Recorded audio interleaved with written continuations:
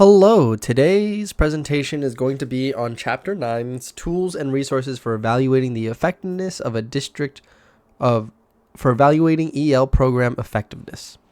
Now, the first step to this is an overall overview of the EL programs within a district. This is intended to view state and local education agencies and attempt to find what their obligations are to their ELs. This is in conjunction with the U.S. Department of Education's Office for Civil Rights and the U.S. Department of Justice Dear Collegiate Letter on English Learner Students and Limited English Proficient Parents. The next portion of this is going to be an importance of language education in fostering academic success. The purpose of this whole entire presentation is to explore the tools that make these programs what they are. So let's talk about the importance of evaluation. There's some key successful EL programs that enable the EL students to attain both English proficiency and parity of participation within the standard instructional program within a reasonable set of times. This is supposed to be dedicated towards the improved student outcomes. If we measure the amount of student outcomes and what they're supposed to be attaining by the end of their programs, that's how we can effectively evaluate English proficiency and parity of participation within the programs. Program accountability and effectiveness is a direct measurement of where we want the students to be at the end of the program. Alignment with the district and the state educational goals is foremost priority, and continuous improvement and adaptation to evolving the student needs. So let's look at some key evaluation metrics. We typically evaluate these students based on a variety of things. The first one being language proficiency levels, listening, speaking, writing, and reading and writing. Academic achievement in core subjects. This usually includes STEM subjects, but that doesn't necessarily mean that it's not STEM subjects. You could also include something like music and or art and or visual arts. Any VAPA coordinated class probably is included within core subjects, whether you know it or not. Graduate rates among the EL students, seeing how often they are actually graduating within that district. And student engagement and participation within the extracurricular activities. You could also view more stuff based on like scores on state and local assessments, their grades in their content courses, their retention in all of their grades, enrollment rates, and especially another thing could also be attendance rates. How often are they attending school? There's a lot of ways to evaluate exactly what the metrics would be for these students. Let's talk about some common challenges that we run. So some of the common challenges that we face is actually diverse language backgrounds and proficiency levels. We have a lot of different types of EL students, and because of that, we need to bring them into one singular English language, which is very difficult, especially depending on what level and proficiency that they are within their own language, respectively, and English. There's also limited instruction resources for specialized instructions. We can only dedicate so many resources to the students and what would be best for them. So we have to be very picky about what we dedicate our resources to so that we can encapsulate all the students at one point in time. Addressing the needs of recently arrived EL students means finding what information would be best provided for them that makes progress towards achieving their language proficiency within a reasonable period of time. This can also include our forms of assessment in which we're trying to find multiple performance indicators for these students, but it is overall the main point is to address their initial needs. The last portion is ensuring cultural responsiveness in teaching.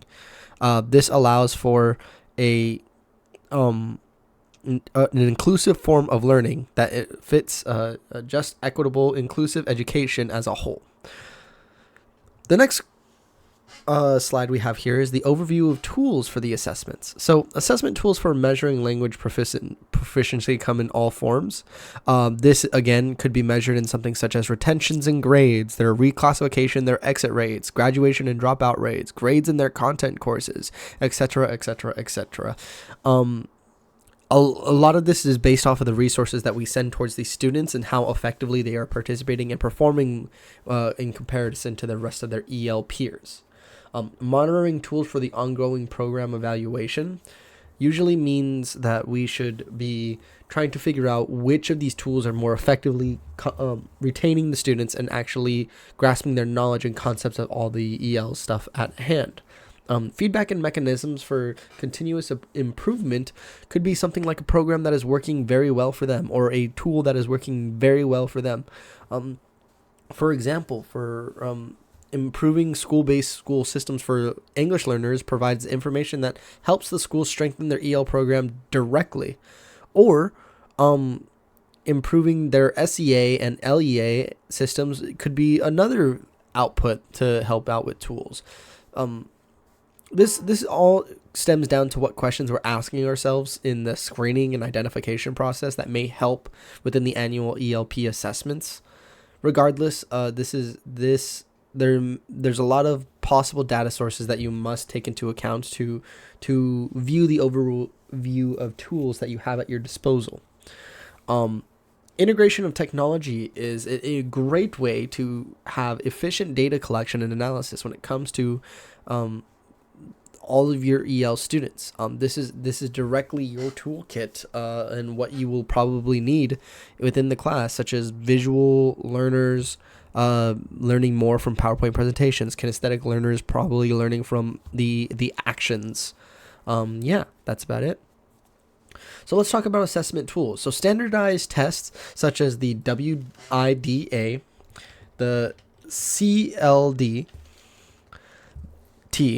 and Access or ACCESS. So the WIDA is tools that directly help the multilingual learners and their educators. The WIDA consortium is an educational consortium that is directly in line with the Department of Education, and it's meant essentially to and provided for as an assessment for K through 12 students.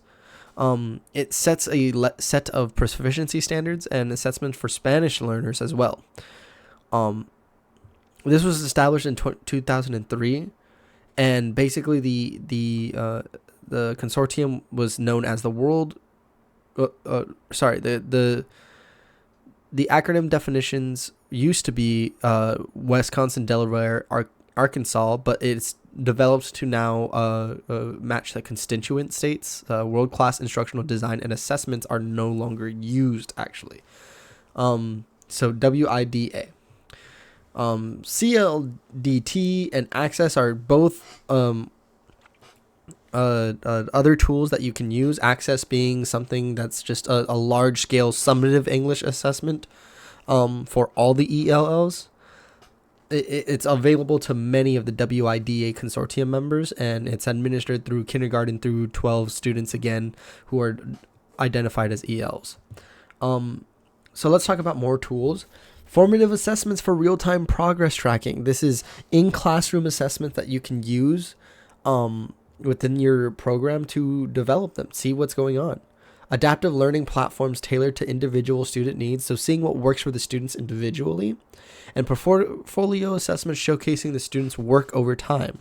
So analyzing what the student's doing in class for them to succeed a little bit better. Let's talk about monitoring tools. So data dashboards for visualing program metrics could also be a good, useful tool to explain to the district what's actually working for these specialized students. Regular teacher assessments and check-ins are essential. These are valuable tools for you to be able to go into the classroom and see how the students are doing. Continuous progress tracking systems, such as monitoring their grades and their test scores and their retention rates, would probably be the best available tool for you as a student or for you as a teacher. And finding the early warning signs for identifying the students that are at risk of falling behind, seeing what it is. Usually this comes from teacher experience, but you can do this on your own. So let's talk about some feedback mechanisms.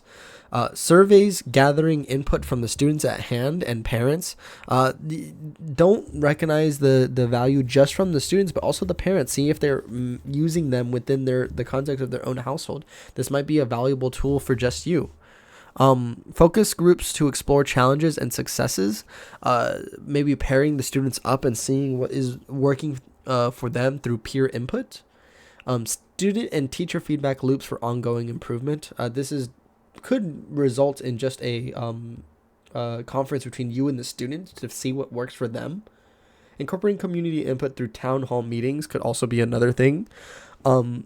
This is lowly recommended, but I think that if you get a community census of what works for these students as a whole, you could come through a very important breakthrough in reaching these students.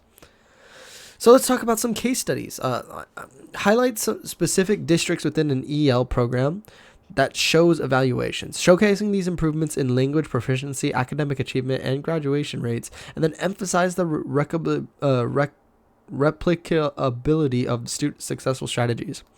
I believe that this will fully and wholly help out your program as you review these case studies, and you're able to basically fight and advocate for the students that you have. So make sure to have these case studies on hand as you're creating a toolkit for yourself. Figure out what the best practices are. Go to professional development. Go to conventions. Figure out among educators, administrators, and stakeholders what the formulas of success is. Don't try to figure it out by your own, because on your own, you're probably not going to be able to figure out everything that another student with different types of experiences than you probably could have found a different way for. Utilize a variety of assessment tools for comprehensive view. Transparent and communication about evaluation processes are essential to your use as an educator. So definitely use that for sure. Let's talk about budget concerns. So you obviously do need to know what your budget is going to be and how you can get a budget in comparison to what your district could be offering you. This is through a variety of ways. Much of this is probably going to be done through the district, so you don't have exactly the direct fundraising opportunities and or sustainable framework essentially of a budget, but you could look into consideration of grant opportunities and partnerships that maybe help with your program, and find some budget allocation for ongoing professional development. If you're not regularly professionally developing the subject matters at hand within your content area, you may not be able to successfully thrive as an educator yourself.